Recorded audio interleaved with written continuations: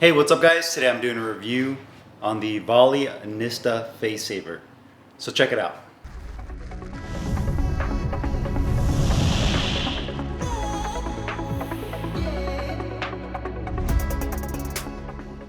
Hey guys, Carlo here. Today I'm doing a review on the Vali Nista Face Saver headgear. This retails for $55 on Vali's website. I got mine in the all white colorway in the size small medium. You can also get this in a large XL, just depending on the size and the circumference of your head. There is a size chart on their website that you can use to determine what is the correct size to get for yourself. And you can also get this in a total of 5 different colorways. It's made of a synthetic leather polyurethane outside casing, which they call Syntex. And it utilizes 2 types of foams throughout the headgear. There's a more firm foam specifically on the ear donuts, so it's definitely more firm, and then they have a medium density foam that they use on the side panels, on the rear, as well as on the front of the face saver. The other thing is they use a steel frame in the face bar portion of the headgear, and there's 2 things to that. There's a pro and a con. The pro is with a steel frame, if you have any pressure points on your face when you put this headgear on, whether it's on your temples, your forehead, your cheeks, wherever it may be, you can actually compress or widen this headgear to your liking to reduce any pressure points and give yourself a little bit more comfort. The drawback to that, not just with this headgear specifically, but with any face saver headgear, is it's going to weigh more. So you're kind of it's kind of a give and take, right? When you go with a face saver, you're sacrificing weight for essentially more protection, right? So that's the big drawback. I did put this headgear on the scale, and it came in at about 17 ounces. So it's definitely heavier than most, if not all, of your cheek protector open face style headgears, but that's to be expected, especially when it comes to a face saver headgear. Now, when it comes to just face saver, face bar headgears in general, at 17 ounces, it's not too bad. There's ones that I've seen that are 20 ounces on up. So when it comes to a face bar headgear, you know, that's not too bad at being at 17 ounces. You also have to keep in mind what type of material they use for the bar on the inside. Some companies use steel, some use aluminum, some use a reinforced PVC type plastic, which is a little bit lighter, but it does not give you the flexibility to be able to compress or open up the head bar, or the face bar portion, of the headgear. So there's, again, a trade-off when it comes to that. I usually tell people, hey, if you're gonna get a face saver headgear, this is typically for people that are, pros. They're training for an upcoming fight, and they can't risk sustaining an injury during their training camp. Or it's for somebody that is sparring. They're a white collar worker, and they can't go to work with a black eye or a broken nose or any type of blemish on their face because of their profession. Then face bar is the way to go. Me personally, I've never been a huge fan of face savers, just because I feel like it really takes away from my vision, and it kind of compromises my defense, especially with head movement. But again, it's each to their own. So everybody's a little bit different with their choice in headgear. So you do have that with this headgear. Another thing to note is that at the cost of $55, I looked online, and this is possibly the most affordable, if not one of the most affordable face saver headgears you can find. At $55, you're not going to find a face saver like this one. So in terms of budget, if you're somebody that's just learning how to not only box, but maybe this is your first time sparring, you're getting into sparring, you're finally starting to get into that ring and put in some work, and you don't want to get any type of blemish on your face, then and you're maybe not sure if you want to spend a lot of money on a more expensive face saver, this would probably be a good entry level face saver for you to use. So we'll talk about that a little bit more in more detail here in a second, but let's go over the face saver look first. So from a design standpoint, it's pretty simplistic. The synthetic leather on here has kind of a satin finish to it. It's not very shiny. It does have a little bit of a texture. You do have that Vali, kind of like their boomerang logo on the front. This face saver is also manufactured in Pakistan. You do have a label on the crown that shows you both the size as well as just a warning label where it's manufactured. So you do have that. So you do have the face bar right here. In the front, some stitching on both sides, on the bottom right there. The very top of the crown is a lace closure, which I do like. I hate Velcro closures both on the top and the rear, which we'll discuss in here in a second. But you do have a lace closure for the crown, and that's what's gonna help with the depth. So basically that's gonna determine how far down that the headgear sits onto your head. So you put that on and then you get it comfortable, you get it situated on your head, and then you lace it up to lock it in. So you do have that crown lace adjustment on the very top. The rear has a Velcro adjustment, and this is going to be the circumference of your head. So it is a Velcro strap. I'm not a fan of Velcro, but this one does have it. I'm a fan of lace-ups when it comes to full adjustment. But you do have the Velcro on the back. There is also a pad on the back that's about, I'd say, an inch of pad right here on the back of your head. So if you happen to mistakenly, hopefully mistakenly, get hit in the back of the head, you do have some padding right there to protect the back of your head, which is very important. You know, that's if you any type of head injury, especially on the back of the head, is very dangerous. So it's good that they do have that pad on the back. You also have the Vali logo right there on the back Velcro strap. That is about 5 inches in height. You do have the ear donuts on both sides with the Vali logo and the crossbar. The ear donuts are very firm in density, and I'd say about an inch in thickness as well of firm density foam padding. You do have that crossbar, and that is also very firm in padding. I'd say that's about a 1/4 inch of padding with that crossbar, identical on both sides. The other key feature of this headgear that I really like, especially at this price point, is the fact that you have a nice micro suede inner liner. So when it comes to just headgears in general, I like this material because it prevents the headgear from really sliding around on your face.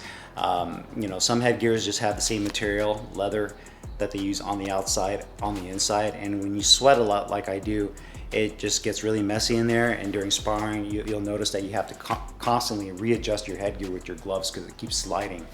The drawback to this suede material is that it typically absorbs the sweat more than a standard leather or a synthetic wood where you can just wipe it clean. With this, it will absorb your sweat more.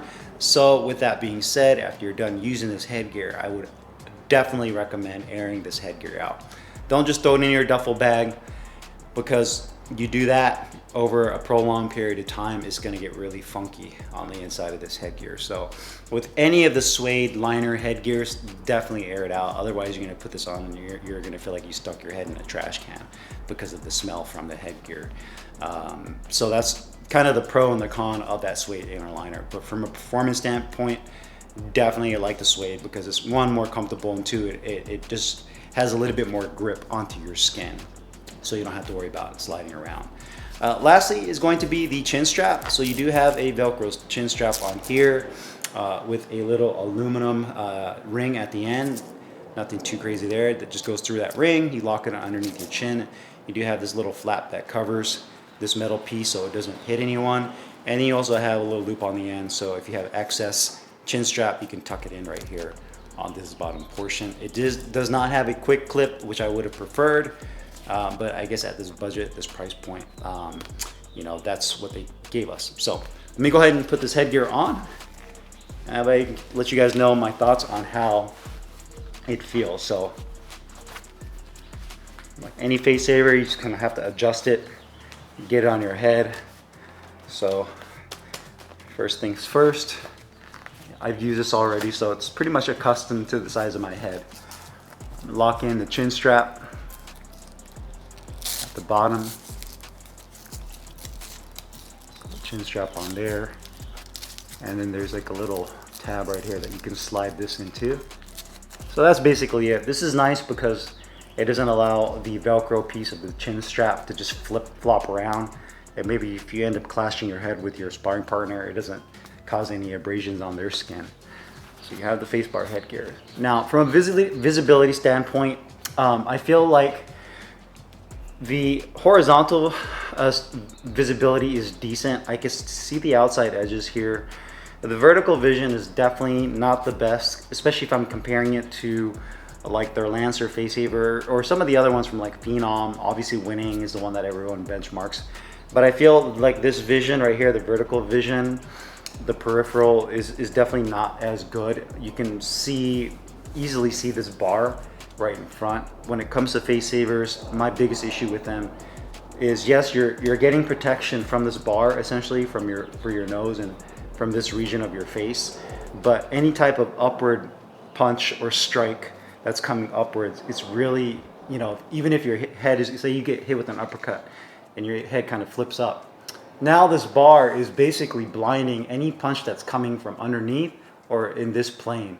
So for any kind of follow-up shot, I feel like face savers, it's really hard, and you kind of go into more of like a curl up mode, because the face saver inhibits you, especially from follow-up shots, from really seeing where they're coming from, because as you're getting hit, the face saver is kind of pulling your head. So if someone hits you right here with an uppercut, boom, this face saver, because of the bar, will pull your head that direction, and then the follow-up shot might be coming in, and by the time your head resets, boom, you're getting hit again. So I feel like the bar does a good job of protecting, but also this bar acts almost like a leverage for a target. So they could essentially target that, boom, not even hit you in the chin, that's where they want to hit you, but they can miss completely and hit you right here underneath the bar and still lift your head up because of that. And you can still feel the shock and the concussion from that hit, just from the bar getting hit. So that's what I don't like about it. From a front perspective, when you get hit with this bar, it's supposed to kind of tuck underneath and go under your nose. So it's not going to jam into your nose. That's a question. So the way this headgear is supposed to sit, it has a slight tilt to it. So when somebody does land a shot, you can see that it's basically going over my mouth, and my nose is right here. But the way it sits, as you're sparring, as you're working, you know, it'll sit kind of in that slight angled position, and then boom, if you get hit, it'll kind of go towards your mouth. It won't jam onto your nose. So that's a little bit of a misconception. I know a lot of people will ask, hey, you know, if that face bar hits, you get hit in the face, won't it just go straight into your nose? 9 times out of 10, no, it should not go into your nose unless it's the wrong size or you just have it in the wrong position, but it'll go right over there. So crown feels really good. The overall feel of the headgear actually feels good. The fact that it is a steel frame, I can adjust the sides to really get, I guess you can call it a custom fit. So I don't have any areas where I feel pressure on my temples, my cheeks, anywhere really. It feels really comfortable. And again, that suede liner feels really good. Vision is decent for a face saver. I've seen better. But again, for any face saver, your vision is going to be compromised. Coming to the side, you have the ear donuts. You can see the placement of the donuts are pretty much perfect. My ears sit right on the inside of the ear donuts, and they go around the outside of my ear. Protects my ears from any kind of concussive shots, but it also protects my ears from bursting any blood vessels. And typically the cartilage around your ears, if you take a really hard shot, that's typically what you see with a lot of like MMA, UFC fighters, is they have a lot of you know, the cauliflower ears, and that's typically from guys that are in wrestling. That's why wrestlers wear those big cups over their hair, because when they roll on the mat, or if they take a shot to the side of the head, that's what's going to end up busting the blood vessels and the cartilage on the side of your ear. So you don't see it as prevalent in boxing, just because you don't do it. You know, boxing, you're not getting that type of physical exposure, rolling on a mat, or, you know, getting kicked in the side of the head, especially with the smaller gloves, or, you know, or barefoot. So you don't have the exposure, but you do have the ear donuts right here to protect the side of your ears. The back right here does have a good, nice tapered neck right here. So you have flexibility, full rotation of your neck. So that feels good. Ear donut on this side feels good as well. So sizing wise, it feels really good. Full effect flexibility. The pad on the back of the head feels good, locked in. And then the chin strap is actually in a good spot. So it's not too far back. I've had headgears before where this chin strap is too far back and it ends up going into your throat, and I hate that because if you try to tuck your chin down and you're working your head movement and you tuck your chin, you'll notice that the strap will go right into your throat and it just kind of chokes you out. With this, it's right where it needs to be, which is right under your chin.